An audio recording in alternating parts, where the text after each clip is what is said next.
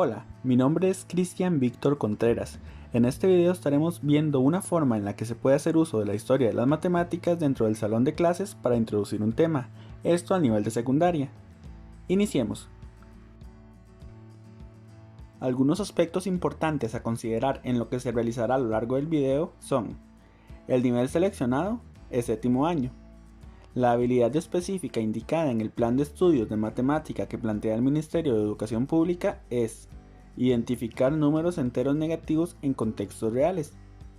Y el objeto matemático con el que trabajaremos son específicamente los números enteros negativos. Hasta ahora sabemos que existen para nosotros los números naturales, que son aquellos que desde siempre nos han servido para contar objetos y demás. Con estos números podemos realizar operaciones aritméticas como sumas, restas, multiplicaciones y divisiones, aunque quizá algunas de estas no siempre son exactas, pero de igual manera podemos realizarlas. Hasta ahí todo va bien. Siendo así, ¿qué pasa si nos preguntan, por ejemplo, cuánto es 0 menos 3? Al ver esto es posible que con el conocimiento que hasta ahora tenemos sobre números naturales, podamos plantearnos la siguiente interrogante: ¿no tiene sentido? ¿O es normal que algunos de ustedes lleguen a afirmar inclusive que no se puede resolver? Lo cual para la realidad que hasta ahora conocemos tiene mucho sentido alguna de estas respuestas. Pues déjame contarte que en el pasado las personas se dieron cuenta que existían operaciones a las que no les podían dar solución con los números naturales que solamente tenían. Pensaron muy parecido a ustedes e inclusive en el momento que se encontraron con algún número negativo, ni siquiera fueron aceptados en un inicio como números. Decían que eran absurdos en ocasiones. Pero, ¿de dónde viene esto? Pues te cuento. Históricamente, tal como vimos, los números naturales vienen muy ligados a esa idea de contar que desde siempre ha inquietado al ser humano. Por ejemplo, alrededor del año 400 a.C., en China se realizaban cálculos aritméticos utilizando varillas pequeñas. Posteriormente, alrededor del siglo V, dichos números negativos aparecieron entre los cálculos de los habitantes de China.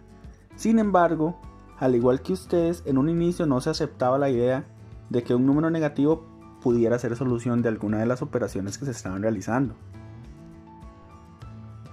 Los indios fueron los que hicieron la diferenciación entre números positivos y negativos.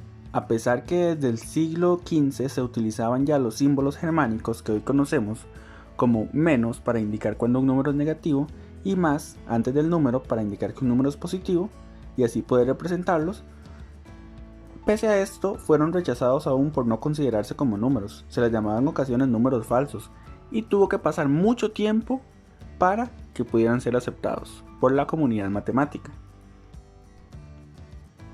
Así vemos que sí fue bastante difícil que se pudieran aceptar como números, pues ellos de cierta forma iban en contra de la idea primitiva que el ser humano tiene de contar. Se puede decir que comenzaron a tomar un poco más de sentido las cantidades negativas cuando se hizo más importante el comercio entre los pueblos y comenzaron a existir lo que hoy conocemos como deudas. Es por ello que en muchas ocasiones a los números negativos se les llaman números deudos, pues por ejemplo, si yo en este momento tengo 0 colones y tú me prestas 3.000 colones, como tengo una deuda de 3.000 colones contigo, en mi próximo ingreso debo restar esos 3.000 colones para pagártelos. Y de ahí viene la idea de que las deudas son representadas por números negativos.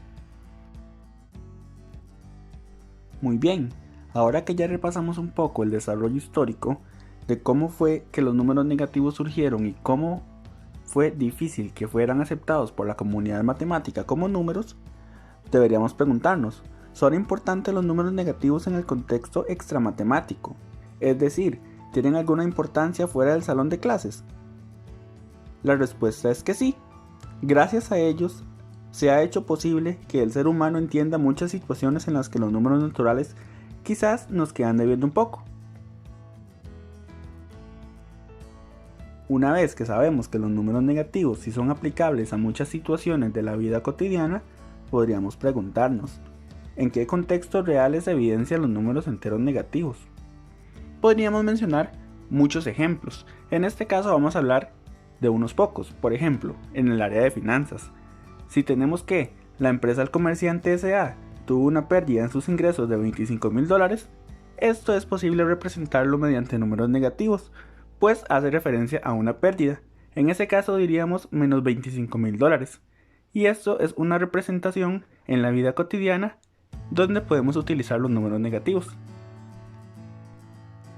El siguiente ejemplo hace referencia a la temperatura y dice: en los últimos días se ha reportado en varias partes del mundo temperaturas que rodean los 5 grados bajo cero.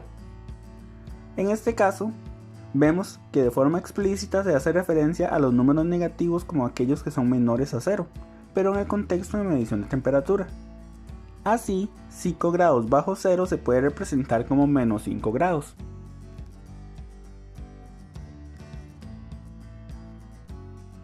En nuestro tercer ejemplo tenemos altura bajo el nivel del mar.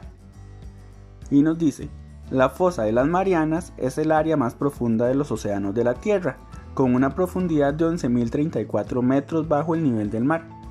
Generalmente, cuando es distancia bajo el nivel del mar, se representa como números negativos.